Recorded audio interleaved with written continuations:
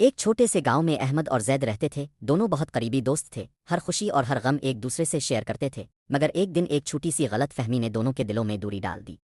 بات اتنی بڑی کہ انہوں نے ایک دوسرے سے بات کرنا چھوڑ دیا، برسوں پرانی دوستی ایک لمحے میں ٹوٹ گئی۔ گاؤں کے بزرگ حاجی کریم یہ سن کر بہت افسردہ ہوئے۔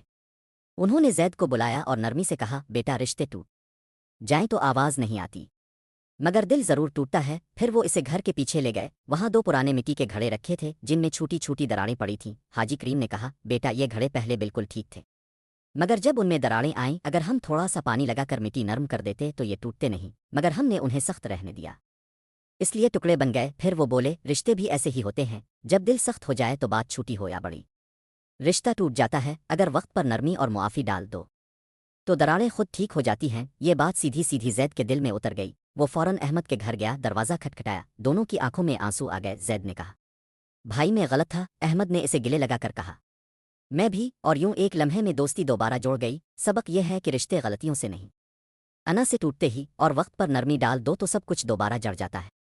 آپ کا ایک لائک اور سبسکرائب مجھے مزید بہتر مواد بنانے کا حوصلہ دیتا ہے، ضرور سپورٹ کریں۔